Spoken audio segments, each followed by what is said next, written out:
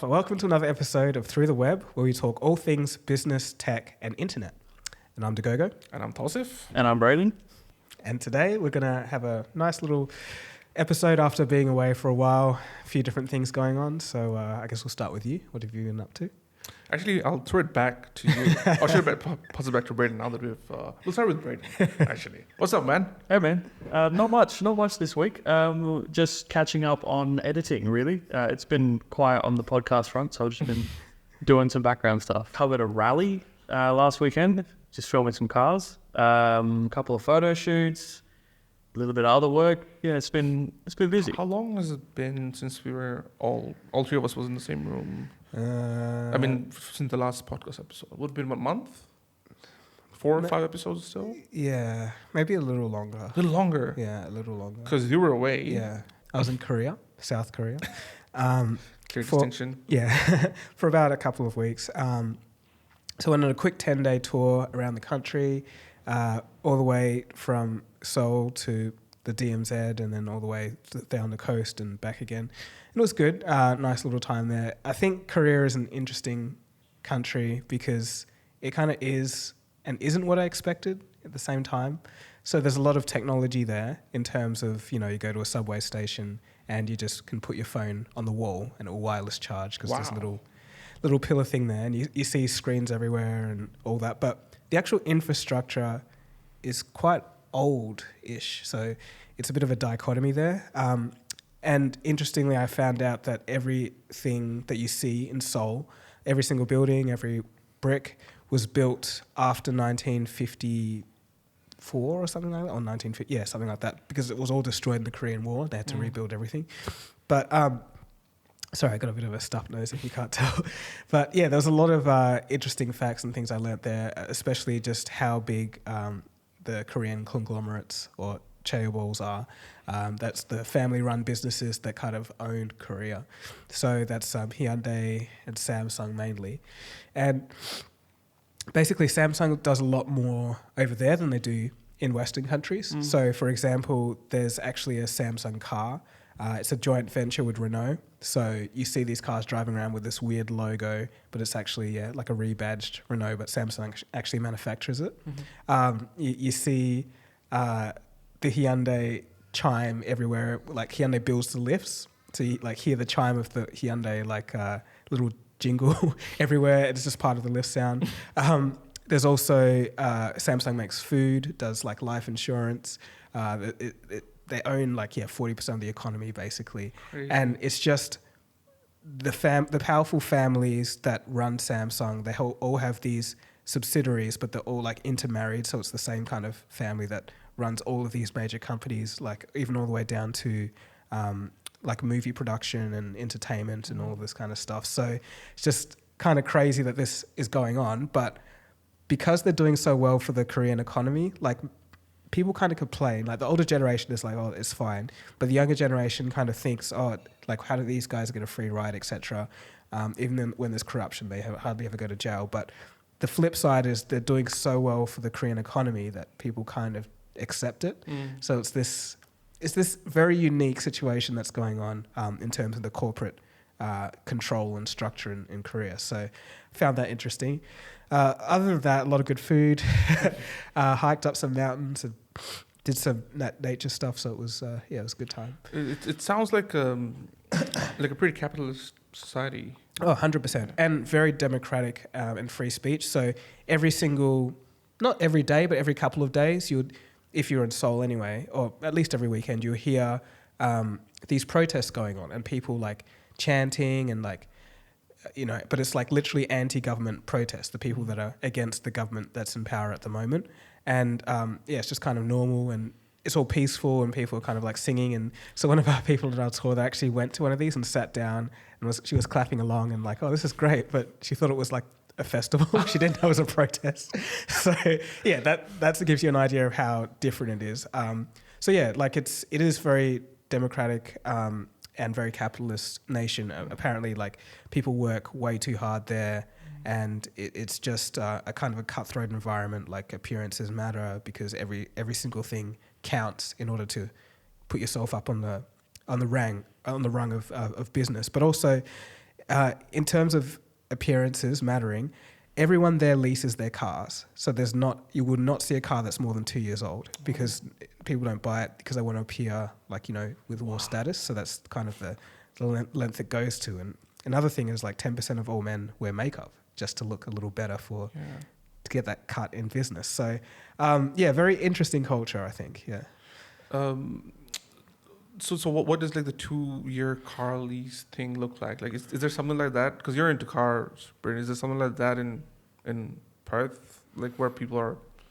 I think you can lease cars, but I'm not too sure. I haven't done anything like that before. I think you can lease. There are car leasing terms, but a lot of the time it goes through like businesses and stuff like that. So a lot of businesses will lease a car out for a period of time. I think it's normally like a couple of years. And then they can like upgrade from there or switch to another car from there. I've only really seen it in business. I think for like company cars that are for specific levels of employees and things like that. I'm pretty sure that's how they do it. But you don't often see it on a personal level here. Because another thing is that I've heard, like poverty is quite high in Seoul. Like. There's something when I say high, I mean at least it's significant in terms of its presence. As in homelessness, etc. Is that what you're talking about? But generally the inequality and the people in the lower class are actually struggling to get by. Yeah, so there is a bit of a division. So the richer people do live in, the apartment blocks and all of that. And then there's these older houses from the 70s that are in the hills. And that's where the lower income people live. But I didn't really get to see that in person. I kind of did and didn't from a distance. But yeah, I'm not sure about that particularly because I do know rents are extremely high and to buy an apartment is like $2 million US. I think that's like a situation that's but extremely like $2 million US dollars for like a 2-bedroom apartment. That's crazy. So so like people do struggle to live somewhere, but in terms of day-to-day poverty, I'm not sure. I didn't see any homelessness or anything like that, or anyone that looked. Yeah, poor. because certain parts probably has it in certain parts. Yeah, I mean, if you look at the films that are coming out from South Korea with Parasite and even Squid Games, like it's all rooted in that inequality, right? Like, have you seen Parasite? Yeah. So you remember, like, how you've seen it as well. I haven't. You haven't? I haven't. I think you'll like it now. You'll probably appreciate it a lot more now. Right. But you remember how. Inequality, like equal. Yeah, everything was in terms of the families represented and whatnot. I thought that was very I thought that was the main commentary of the film. Yeah, I think so. Yeah, very much about the division, that the super low end, the super high end. Yeah, and even Squid Games, if you look at, of course, it's based around the fact that people are struggling for money, and that's where some of it was shown. I haven't been paying much attention to the other films that are coming out of it, other than the very top layer, but I know people who are really into South Korean arts and whatnot, and they also say there's like it's a theme. There's a thread of that around there. So yeah, it's probably an undercurrent thing, but not visible from the surface, from what I could see. Okay, interesting. So the 2 episodes while we were away. Thoughts on the interview with Kaiwei from Lightphone? I thought that was an interesting interview to start with. First of all, because we had to do it twice. One maybe, when was that? Early this year, or something like was that, it? Or late last year, something I like think that. It was last year.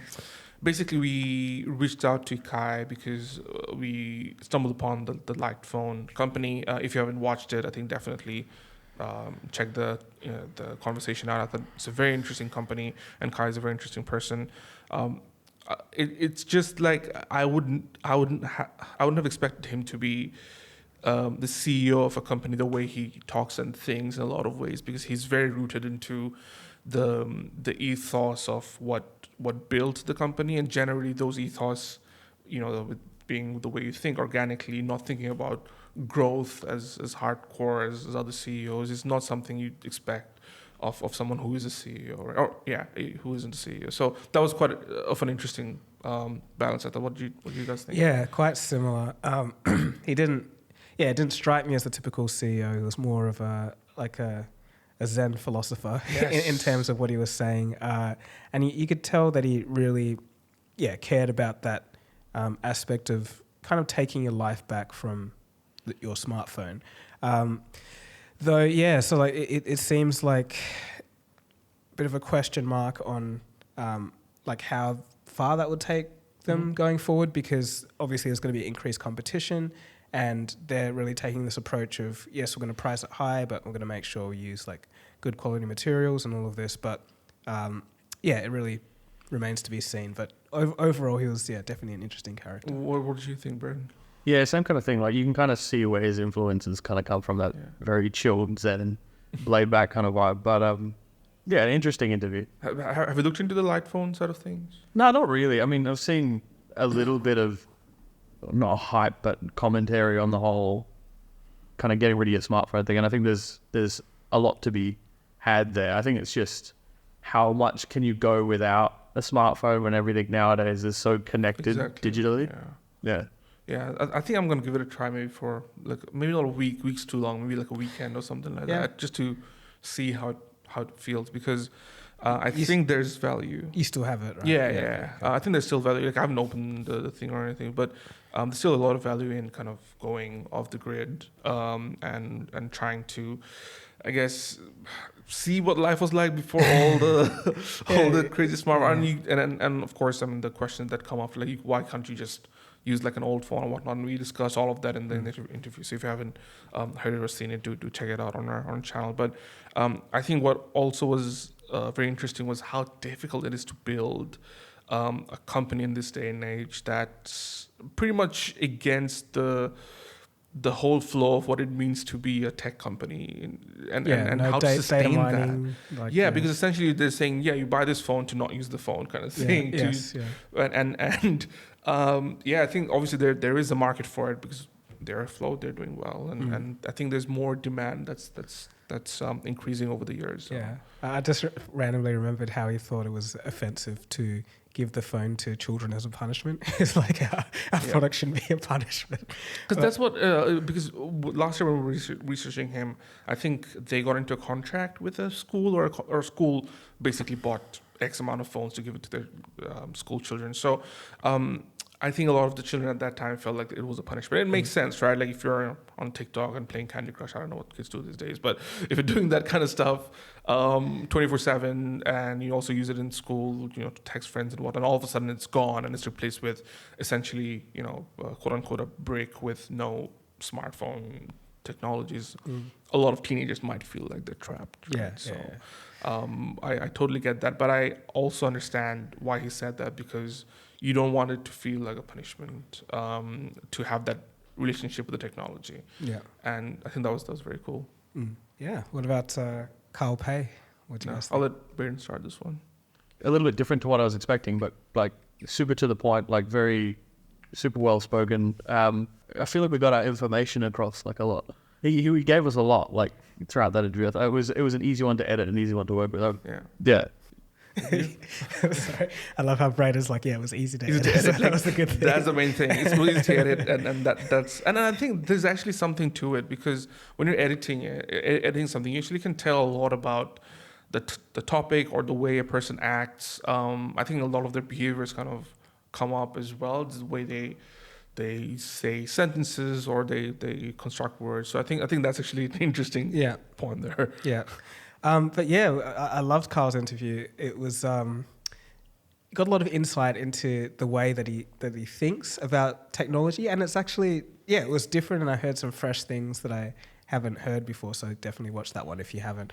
But I think he's got the right idea, mainly about taking the community and really receiving feedback from them and having that close tie.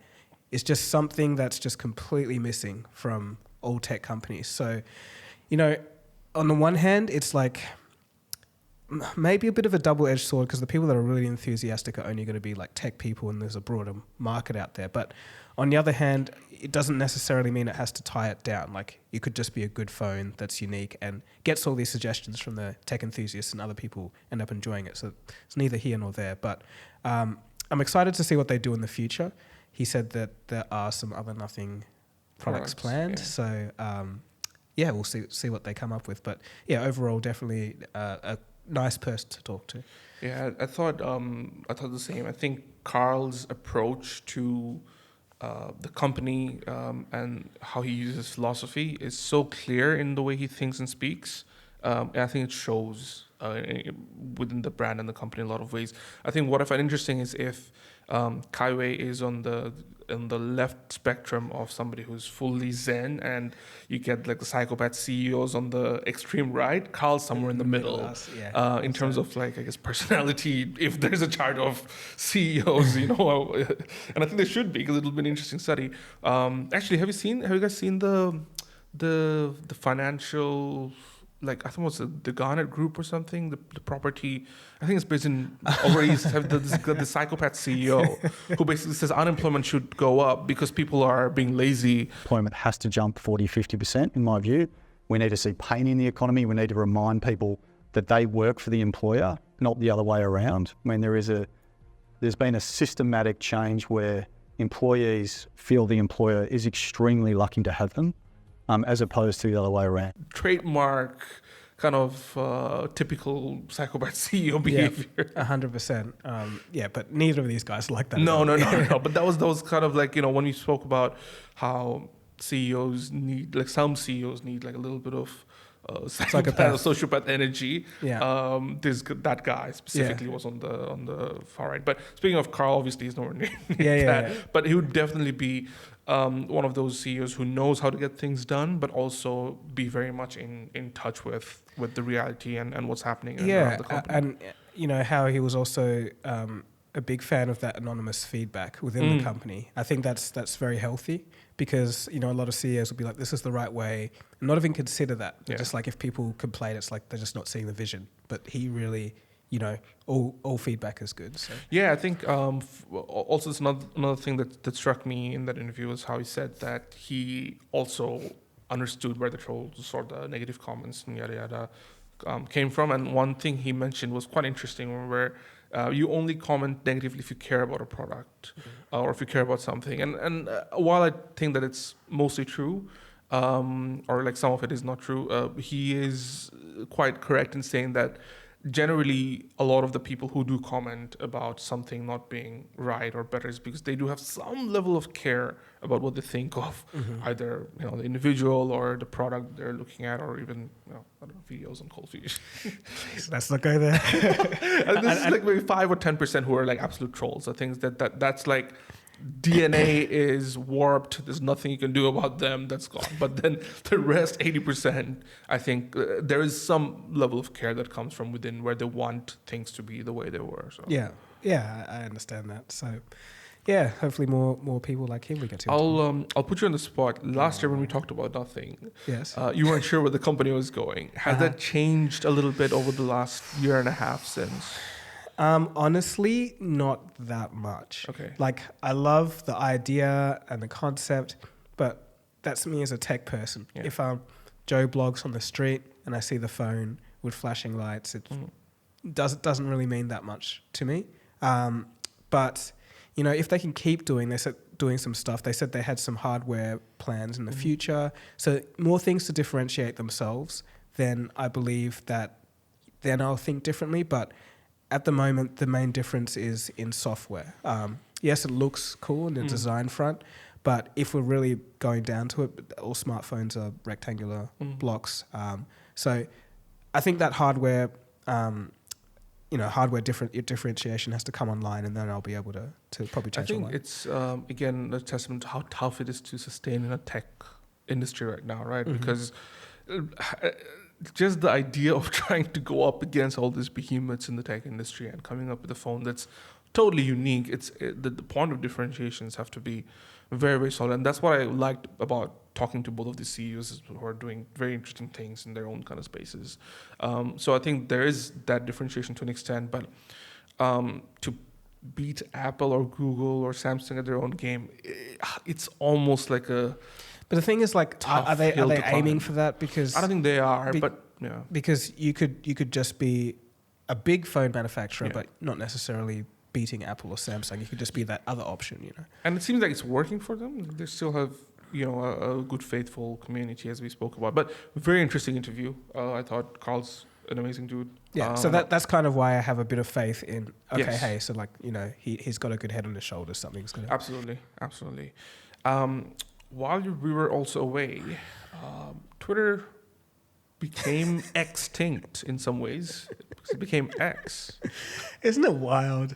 Like, I'd love to get a supercut of all of our, like, maybe 10-second snippets from each Brayden. podcast. That's behemoth task for him. Like, going back to, when did we start this podcast? February last year? March last year? And I think there was this point before he like Elon Musk bought the company. There's this point of like 4 or 5 months where we had him mentioned every episode. Like, something's happening, something's happening. And I was just about to say that. Like, Elon's just... But yeah, that's all calmed down now. So now Twitter is now X. And I don't know, like... What do you think of the name? What do you think of the logo? I think some differentiation needed to happen in the sense that, like I understand where he came from. So, for example, if you were to take over a company and then you wanted people to think that, or you wanted people to not compare or keep comparing you to the past, I think this change was important because now it's not a reference anymore to how Twitter was before and Twitter was past. Now it's like a whole new thing versus a whole new or a whole previous thing, right? So for Twitter to become X, I think helps them in some ways in creating that brand. But then the brand recognition of Twitter was so strong, I think people will still kind of compare how Twitter was better. But when you go on Twitter, everything feels still the same in terms of the way you interact or like the UX and UI, or mostly it still has similar kind of connotations. Well, there's one thing that's different. The community notes. They're on fire at the moment. Oh, apparently they got, there was like a link that's sent to a porn article. Did you see that? What? No. No? So what? I don't know what you're looking I can't remember the topic. Oh man, Brayden, do you want just quickly checking it up? I think it was between the Logan Paul fight thing or whatever, like the boxing thing, and there were like a community notes about because you know how they usually have these 1v1 before fights, like each person dissed the other and whatnot, and there were community notes about that, and when you clicked on it, it went to like a porn article or something. So or like a porn video or something. So the like community notes was like normal in nature. Yeah, but then when you clicked on it, it would end up going to like a porn video. Brayden's gonna quickly check up while we talk, but yeah, that's what I thought was. But were you saying that was like no, you hadn't heard of this? No, I hadn't heard of this, but I was saying it was a good thing because even on Twitter ads, so like there's a company that made a product, and then like so many times it's like this is a drop shipping product. It costs like $4.99 and blah blah blah. Don't pay $47 for it here, and it's like this is it. That's so good. I loved that thing as well, and something that came for me was came on my feed was how there was like this. This app that said something was free, but then when you click on it, it's actually not free. Right. And the community note was explaining that. I was like, yeah, that's great. Yeah. As long as it's correct. But I think Brayden has some updates on that front. Yeah. So there was the notes, the community notes fact checking thing automatically linked to a porn site. But what's the context? Like, why? It was a post talking about the Nina Agdal and Logan Paul situation. So did it have to do with Logan Paul's girlfriend? Or yeah. fiance? So the other guy's been talking a bunch of trash about her. Yeah, for some like whatever the. So is it? So I guess our Dagogo's question is that is it a legitimate link to it, or was it more like it was a troll? Yeah, like a Rickroll, but but X-rated. Yeah, X-rated. But I guess that's it. I don't know. I don't know about that, but I think maybe 99% of the time, it's very helpful. I'd agree. I think that's definitely that's like a better thing. Literally, I feel it's so powerful because it's the only social media platform that actively does it so often and for so many different things. Because probably like a year ago we talked about social media and how do you fight misinformation, etc. And we're like, it's impossible. You can't do anything. But I think this is the start. Something like this is a good idea. Obviously I don't know about that situation, but like say it is factual, like 99% of the time, that's so much better than just letting things blow But the problem is I think the things where the community notes are mostly shown are things that are generally not that important in the grand scheme of things. So, for example, if there's like political updates, if there's COVID updates, like that's where things like that But the thing is, we haven't had anything like that, I don't think. Like, for example, I think there was one where there was like an explosion somewhere, and then they stated that it was like from a few years ago and not for what this person was saying. There's been things like that. I mean, that's something that a lot of other companies, like for example, even if you click a link on Guardian, sometimes you look at the date, but it specifically shows like from 13 years ago. Yeah, or yeah. something This like article, that. but that doesn't tell you anything. It just says it's old. But this is like information. I don't know. I'm gonna stick my stake here and say this is a really good thing. No, I think it's definitely going in the. Sorry, Brayden, do you have an update? So it's kind of, I guess it's a very specific case. So because all the conversation was around, you know how the guy's basically been threatening to say, he's like, I've got a video here that if anyone else saw it would destroy everything. Like it was specifically about her. And then something leaked and it was them debunking that it's not actually her in that video. So it's actually relevant. So it's not. So the post itself was literally some guy saying that he's seen the video and it's worse than you can imagine. And then the community notes literally just linked to the porn video. Right. So I guess that's. So I think that's still correct. That's still correct. As long as it's correct, I think that's fine. But I think for the most part, I agree. Community notes has been very good, but still yet to see for the very important things, because discourse still happens for the topics that I mentioned, right? Whether it's politics, whether it's health advice or whatnot, and it's hard to see a clear distinction as to what's a proper information versus what's not. But other than that, X also became like an app that starts paying creators. There's been some interesting updates on that end as well. That has had some rocky start. I think some creators got like a very high amount, some didn't. Apparently, you need to be in some sort of a good standing with the X side of things, and you need to have that X factor to get more money.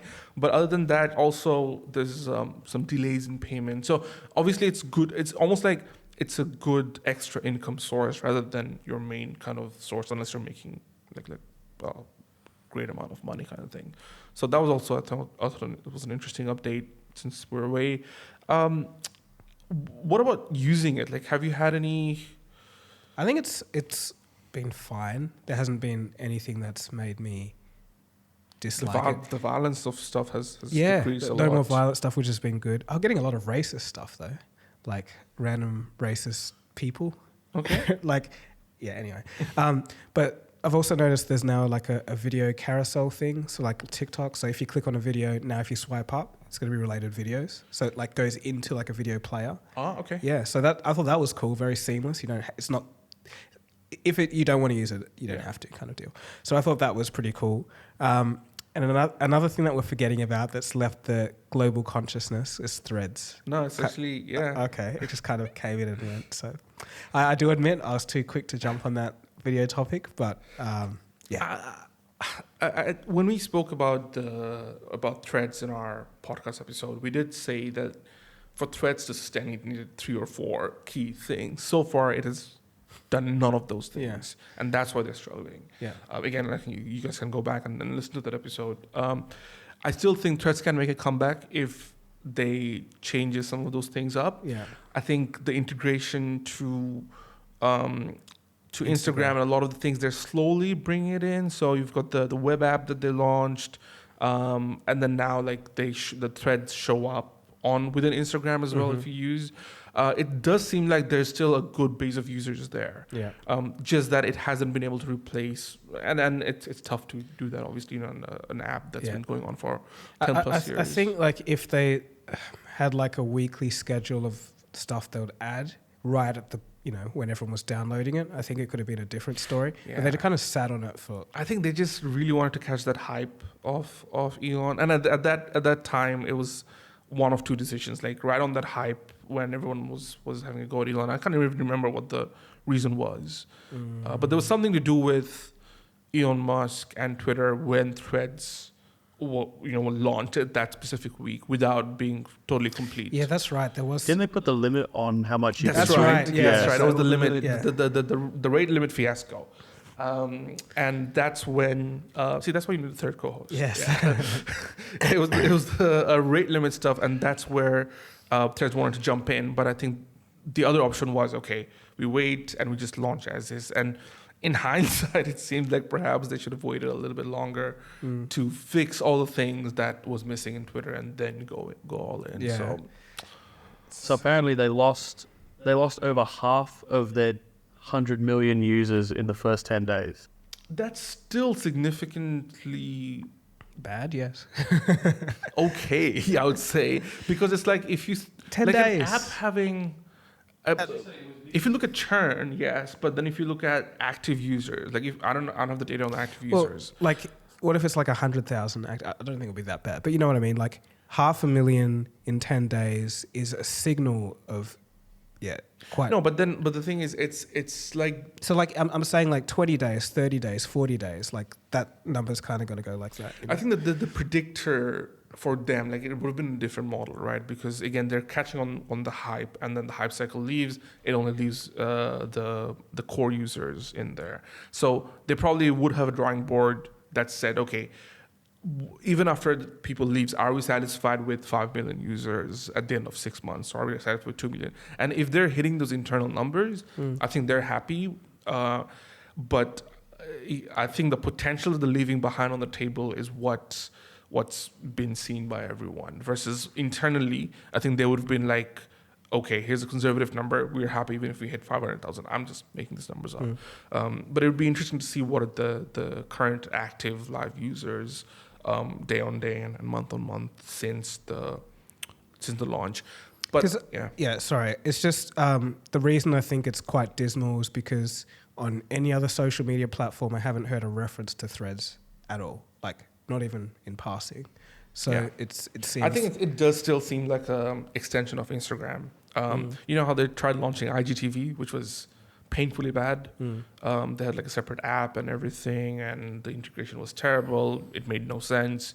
I think it's sitting somewhere between becoming the second IGTV, where they have to kill the entire thing, versus something that's more of a permanent addition down the line. But again, for them to be taken seriously and getting more acquisitions outside of Meta users, they have to play those cards that we mentioned in the episode. Those 4 things or 5 things about being the first place for journalism, making sure that there's enough of a reason for people to share information there. But have you gone in there recently at all? No, I mean, I haven't used it much, so I don't really know if they've caught up with all the things they just were missing. Because that seems to be the biggest thing that I'm reading here, is that everyone who obviously jumped over because they were sick of what Twitter was doing. But then this seemed to just be missing half the functions that people commonly use. There was no search functionality. There wasn't a chronological feed.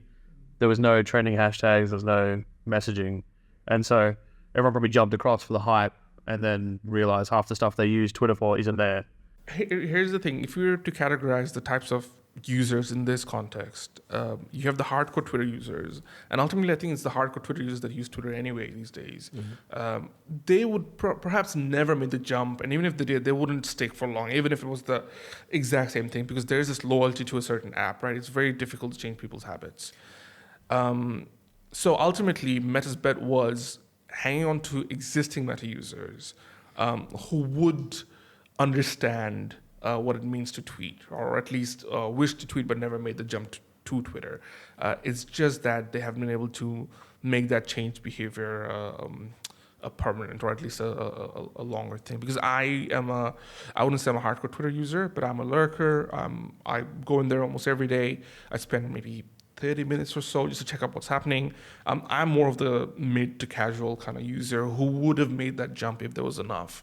So people like me and other users on Meta would have been the target audience, not the hardcore Twitter users. So all the complaints that I hear, it's mostly from people who wouldn't make the jump anyway, but I also see that the potential they're leaving on the table is still very high.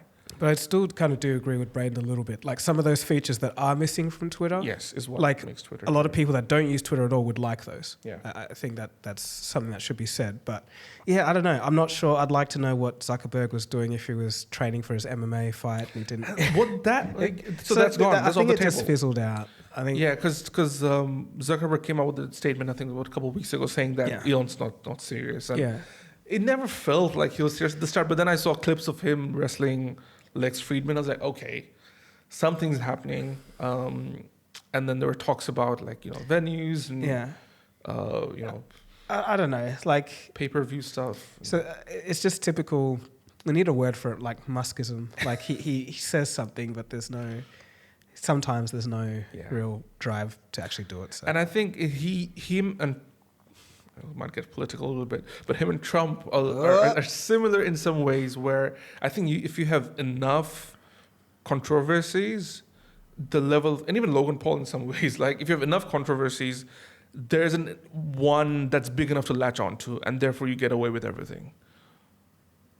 So if Elon Musk is continuously saying 100 things, doing 50 and not doing 50, you don't really care if the other 50 is not being done because the rest of the 50 is being done. But if it was just he's saying 5 things and those like key components, and then he's not doing 2 and then he's doing 3, then it becomes more. But then if there's too much for the brain to even handle, because we can't even remember.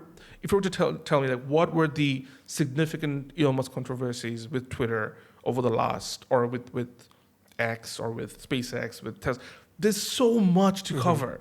But then there's also so many things that he has done, right? So your brain just goes on overdrive trying to make a rationale of what's happening. And I think it's the same thing with Trump, Logan Paul, all these big eccentric characters. I guess though, like, it depends on who you are, but the more things that he doesn't do, no matter how many things he does, like the brain can just say, oh, liar.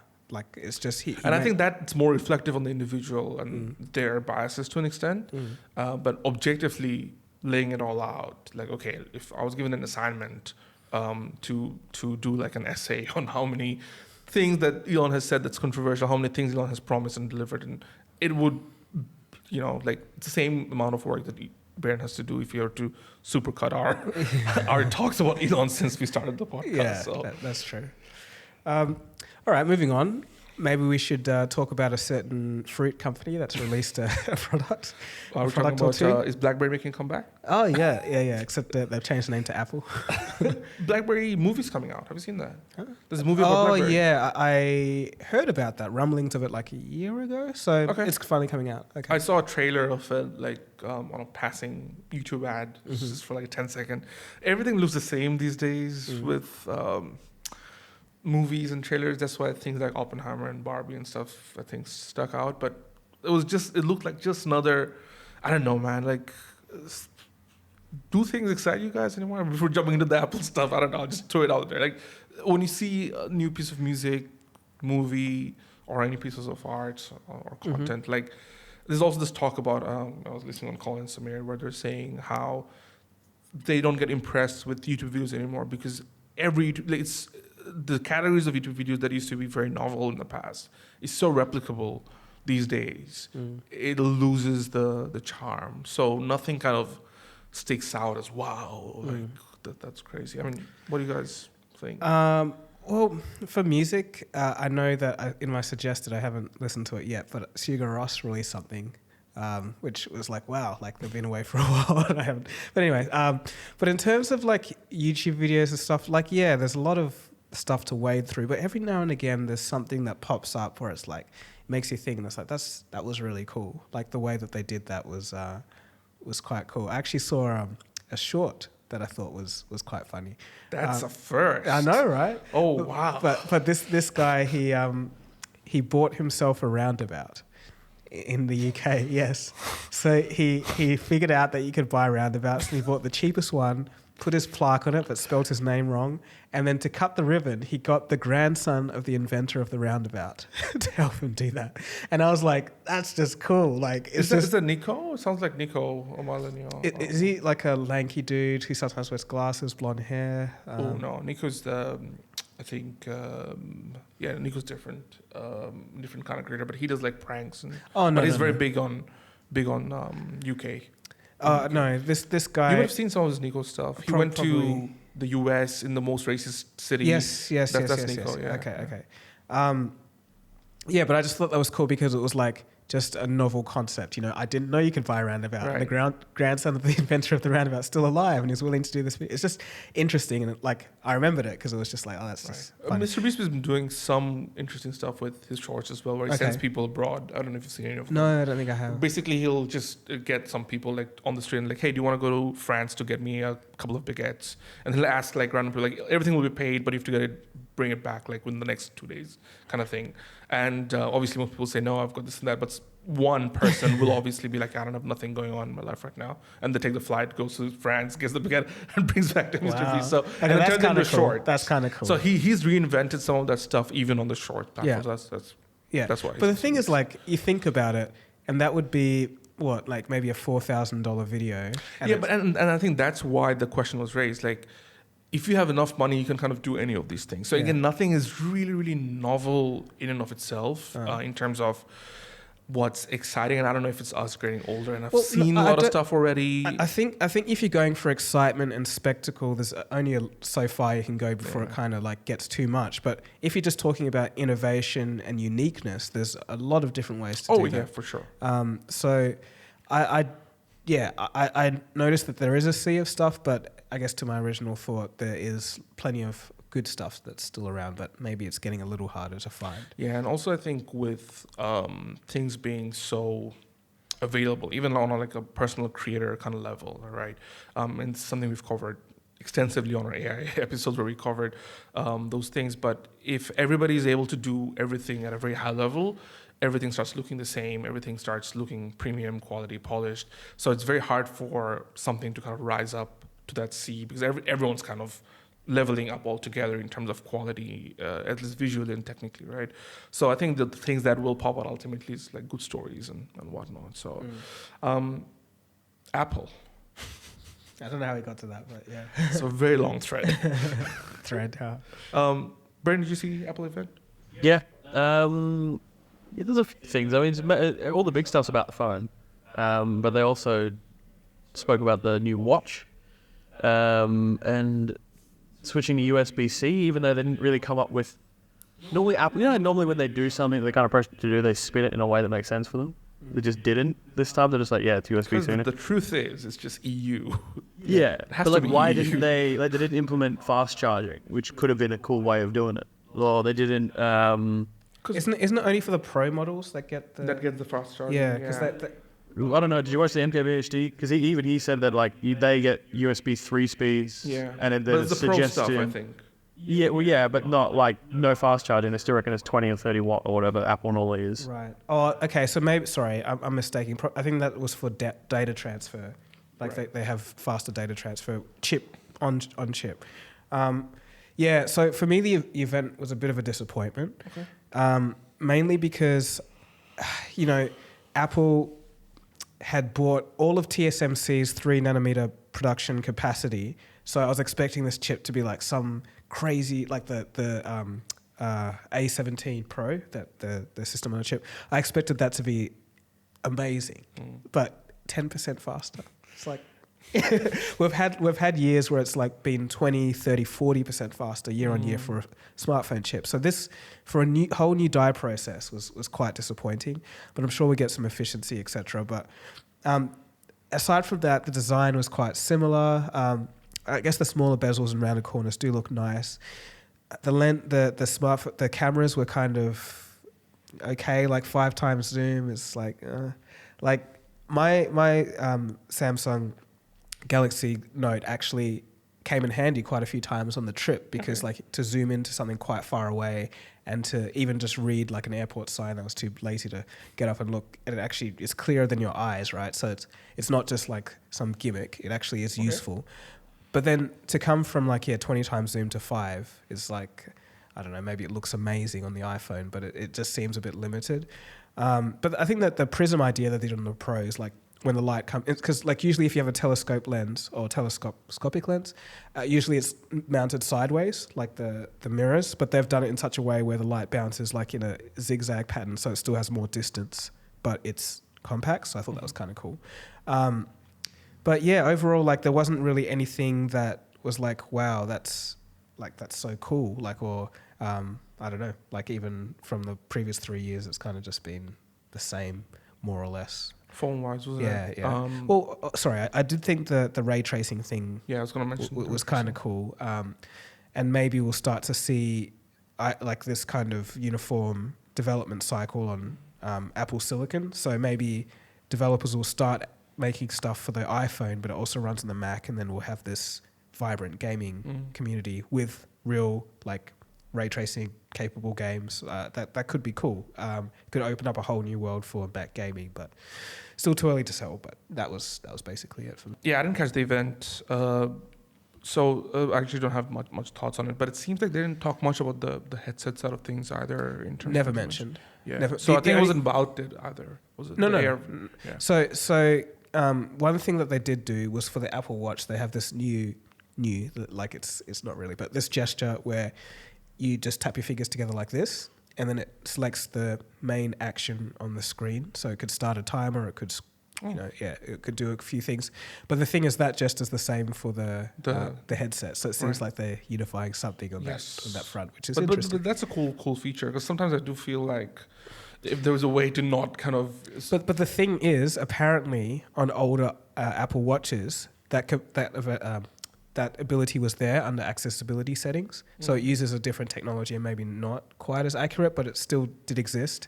And then for some reason, Apple isn't going to take this new gesture and put it back to the old ones with the software updates. So it's kind of like, but anyway, I think it is pretty cool. And apparently it works really well. So there's no second guessing or whatever. So I think, if one hand's not free, that's the perfect way to use it. Brayden, what do you think of the event? Yeah, I mean, the other thing that I guess is kind of related is that the phone's new video function, it has stereoscopic recording. So that's the same thing that the headset can do. So they reckon you're going to be able to record whatever on your phone and play it back through the headset in that stereoscopic 3D. There's some other interesting video functions, like I don't know why there's this obsession with crazy high quality, or trying to achieve crazy high quality on a phone. Like, you still got that small sensor, so things still look a bit funky. But now we've got log recording, and I think there's raw capability externally. You can shoot some pretty crazy stuff. I don't know if you saw that there was a video they posted that was recorded all on iPhone. It was shot log raw. It looked pretty good. The only thing that I still feel you can tell is there's a little bit of sharpening and a little bit of, I think it's the perspective of that Apple lens. It's just, you kind of still tell it's a phone, but everything's been ironed out. Like, so I haven't seen that. I'll be interested to see that. So it's just a video sample where? Yeah, they did it's like an ad on, I can't remember exactly what it was for, but it was, I'll try to find it. I don't know if we're going to do a thing right now, but. I'll list off some things and you tell me if this still exists in that footage that you saw. So I find a lot of the time with smartphone camera footage, it looks very digital, very sharp. Was that still present? It's been reduced because they now have log recording, so it's all flat, straight out of camera. In a similar way that most, like these cameras that we shoot on, can do log, where it flattens everything out in camera, and then you can put a LUT on it that brings it back to like a 709 color space. Or I'm not so much talking about colors, but like, that digital sharpness. It's like well, it's reduced with that too. So that helps. It's still a phone. You can still tell it's a phone if you look close enough, but I feel like it's improved at least generationally. Like, I think given another generation, and where like if we can record raw video internally, that'll probably jump again in quality. But it's better than what I've seen on any other phone. Yeah. Okay. That's what it seems like as well. What about the white balance flickering that you sometimes get, or those little frame stutters when you're panning and that kind of stuff? Is that? I think there's a lot with all the new Pro features now. I think it's better. Okay. I think you can lock a lot of it manually now. Right. So you set how it is, and then you can remotely operate it. Okay. Yeah, definitely interested to see that, because like I think, for some reason smartphone cameras or like any small sensor, it just has this look about it that's just. I feel I think if you watched it on a phone, like it would look better. But I feel like if you throw it on a massive screen, then you would definitely see. Right. Yeah, but like I guess the more they can get rid of those telltale signs, the better. Because like it's not that far away. Like, if you're just going to use it for like a 5-second shot and the rest of it was DSLR and you shot it just in the right way, like it could get away with it. But I feel like because the sensor size, especially in video, like the biggest thing for me at least is you notice the lack of depth of field. And that's why they have, in the portrait modes now where they add digital blur. Yeah. I feel like that's the biggest giveaway. You could just tell, especially if you're at their equivalent of 50 millimeters and it's looking at someone's head and the background's not that blurry. Yeah. It's the biggest sign. Yeah, but there are some shots where you can get it, but it's very specialized. It's not like you can have someone 50 feet away and still get the background. Yeah, but I don't know. All these things will be interesting to see how they change. But yeah, definitely keen to see that video when you. The price is also the same from last year, which I thought was an interesting indicator. Yeah, yeah, definitely.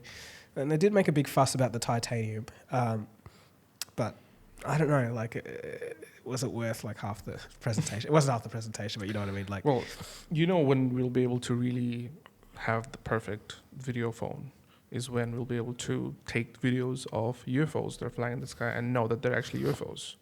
How's that for a segue? 7? 7? Yeah. Okay.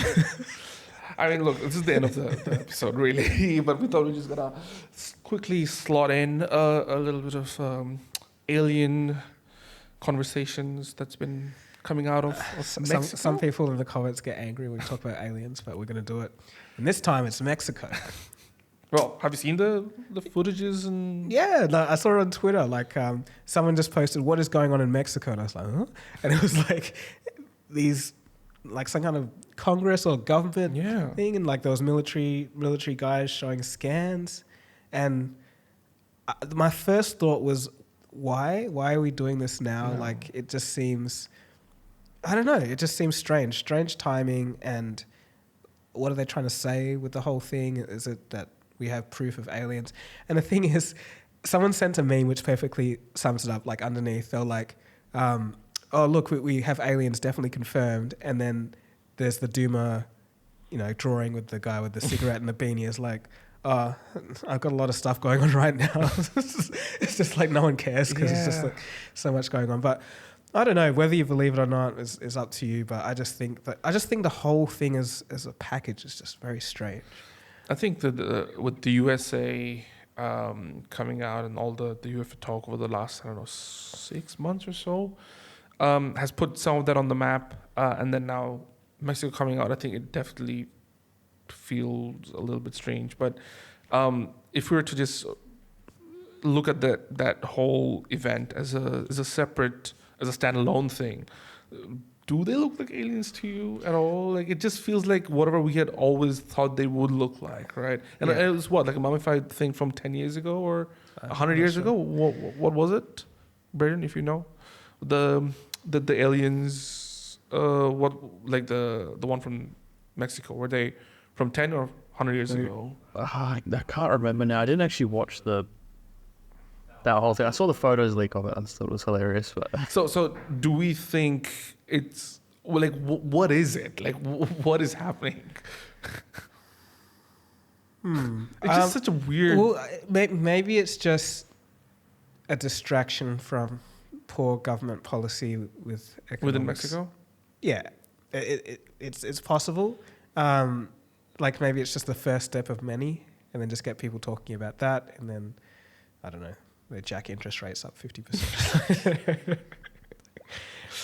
Yeah, it's a weird one. I agree. It looked funny to me. I don't think I don't know who it convinced, if it convinced anyone, and ultimately, even my point is, even if there was definitive proof, I don't think people's gonna care. Yep, like the Duma meme. It's like you got too much stuff going on there. Because unless there's stuff affecting people on their day-to-day lives, like if there was an alien in the studio right now, I don't think nobody cares. Like a little, green orb just flying around from, from mic to mic giving its opinions. Maybe a fourth co-host, I would care then.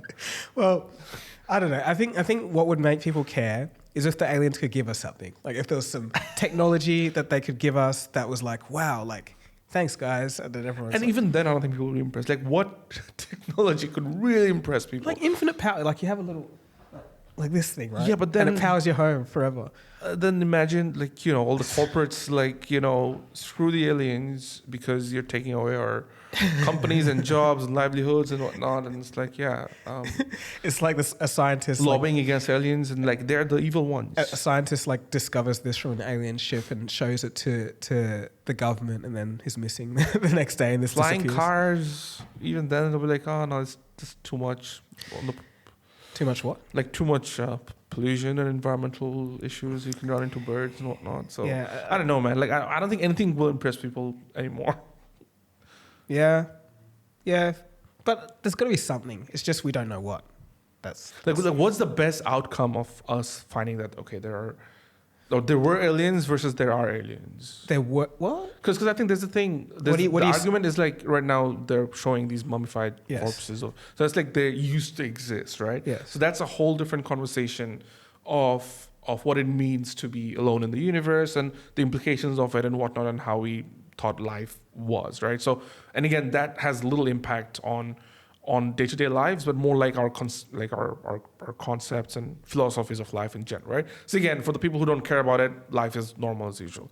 And then there's the other side of it that, okay, aliens exist today, and they're either around us or within the society or, around the living in the moon or whatever. That's a separate conversation altogether. So it feels like unless the second part of it happens, it's not going to make much of a difference. So the outcomes of them would be different. Well, maybe it's just going to be a matter of interest. So say aliens did exist like a long time ago and they've gone extinct, etc. What could we find from their DNA structure or... again, it's like stuff that changes the way we think and what we knew about ourselves. But that could lead to more things. It's and not ultimately the thing that doesn't impact us on day-to-day level is the day-to-day person's not going to care. That's what I mean. Well, no. What I'm saying is like, yes, the aliens are discovered. We discover some DNA thing that tells us about life, and we create this synthetic biological something that does something that can cure blah blah blah blah blah. Again, if we can cure something that is impacting someone on day-to-day lives, oh, you're saying it has to? Yeah. Okay, otherwise, nobody's going to. Oh, right. I see.